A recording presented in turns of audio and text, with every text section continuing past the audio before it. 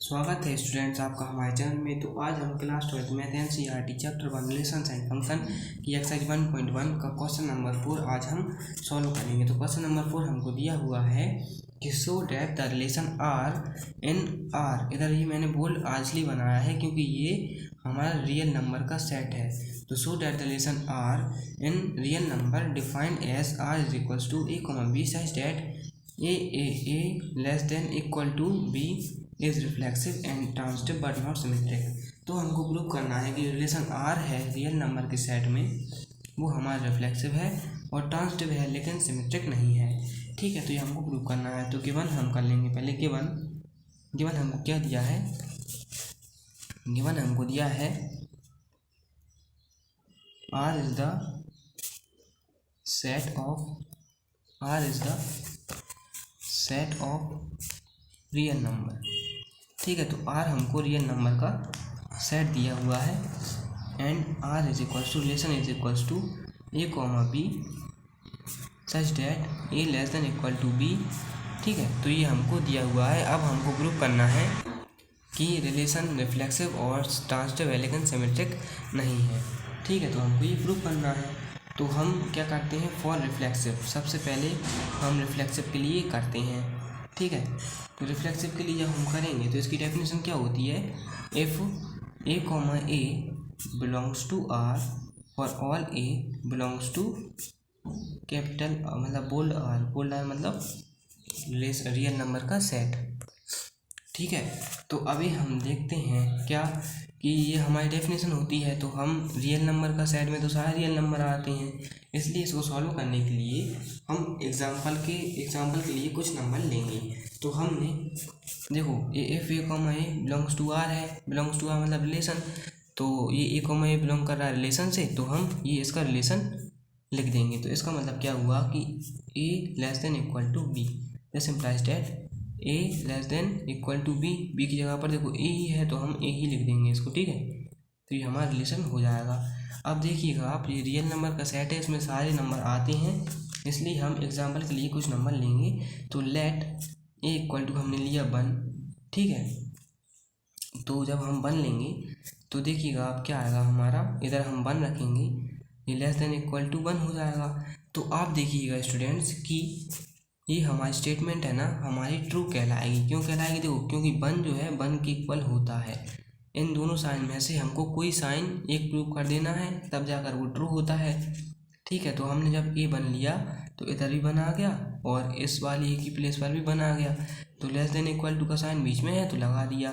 तो less than 1 से 1 तो होता नहीं, लेकिन 1 के 1 जो है ना इक्वल होता है। देखिएगा आप कि 1 है ना 1 के इक्वल होता है।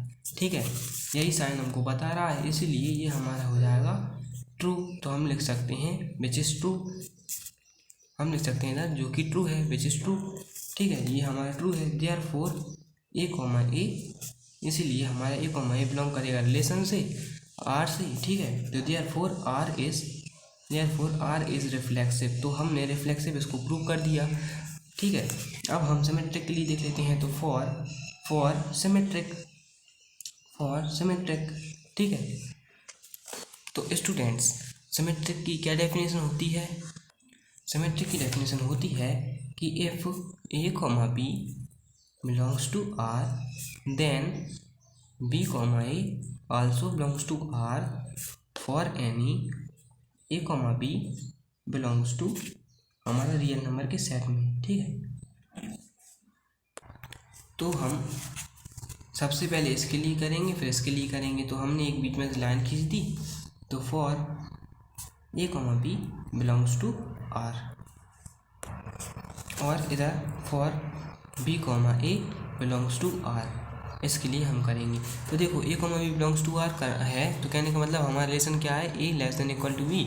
तो ये हमारा क्या हो जाएगा? A less than equal to b, क्योंकि देखो इधर ए का काम तो ए ही कर रहा है और बी का काम भी बी कर रहा है। ठीक है, लेकिन इधर क्या हो जाएगा? देखिएगा आप, इधर क्या हो जाएगा? इस वाले में ये हो जाएगा b less than equal to a, क्योंकि देखो रिलेशन हमको दिया हुआ है a less than equal to b.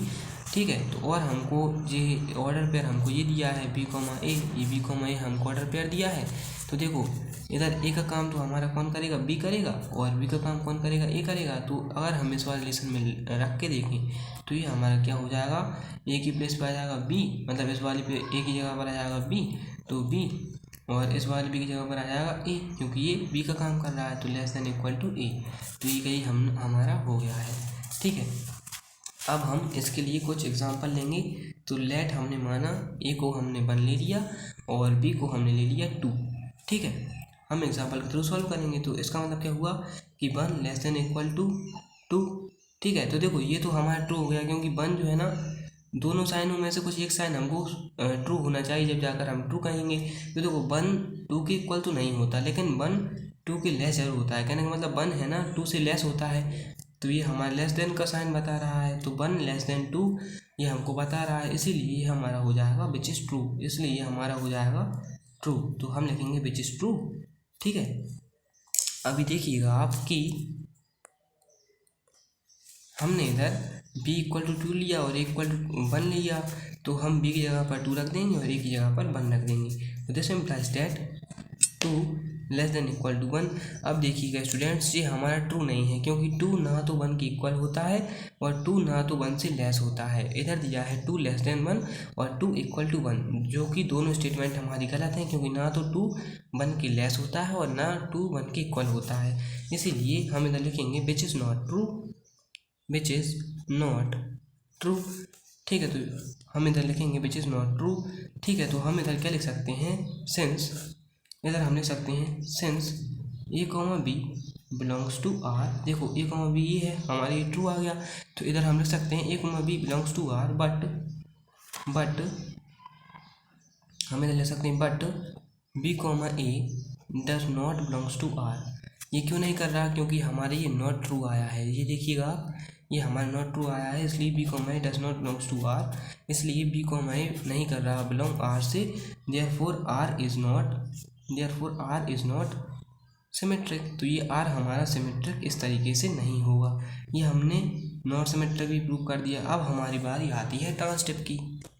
तो फॉर ट्रांसिटिव, तो ट्रांसिटिव की डेफिनेशन क्या होती है, if a comma b belongs to R and b comma c belongs to R, then a comma c also belongs to R for any a comma b comma c belongs to real number के set में, हमारा belong to real number का set.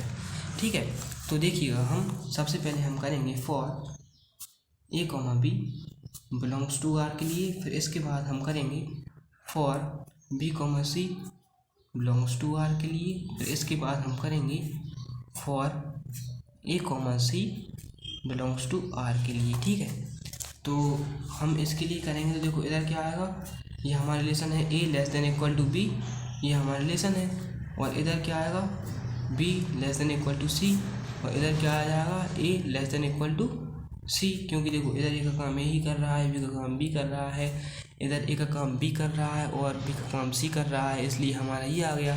इधर ए का काम ए कर रहा है और बी का काम सी कर रहा है इधर, इसलिए हमारा ये आ गया, क्योंकि ये हमारा रिलेशन है। अब हम लेंगे इधर number let a equal to 1, b equal to 2 और सी इक्वल टू 3। हमने ये नंबर ले लिए हैं। तो अभी हम रख कर देखते हैं, ए की प्लेस पर हम रखेंगे 1, ठीक है, और बी की प्लेस पर हम रखेंगे 2, तो लेस देन इक्वल टू 2। तो ये स्टेटमेंट हमारी ट्रू है। क्यों, देखो क्योंकि 1 है ना 2 के लेस होता है, ठीक है, कम होता है, तो हम लिख सकते हैं विच इज़ ट्रू। तो ये हमारा ट्रू है। ठीक है, और हम जब देखो इस वाले में हमने बी की जगह पर हमने रखा 2 और सी की जगह पर हमने रखा 3, तो ये वाला भी हमारा ट्रू हो जाएगा, क्योंकि 2 है ना 3 के लेस होता है, 3 से कम होता है, तो 2 लेस देन 3 ये हमारा हो जाएगा। तो हम इधर भी लिख सकते हैं विच इज़ ट्रू। ठीक है, विच इज़ ट्रू, तो ये हम इधर लिख सकते हैं। इस वाले में देखते हैं, इस वाले ए की जगह पर हम रखेंगे 1 और इस वाले सी की जगह पर हम रखेंगे 3। This implies that 1 less than equal to 3।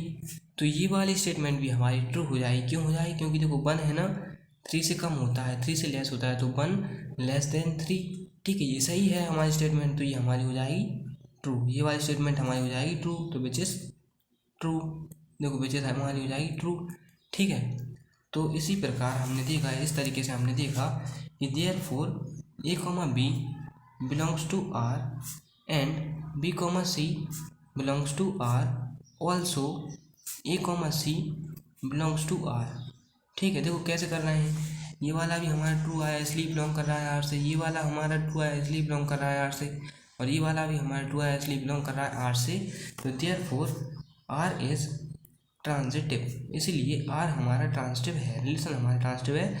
तो हमने प्रूव कर दिया कि रिलेशन हमारा रिफ्लेक्सिव है और ट्रांजिटिव है, लेकिन सिमेट्रिक नहीं है। तो हम लिख सकते हैं हैंस प्रूव्ड। ठीक है, तो हम लिख सकते हैं हैंस प्रूव्ड।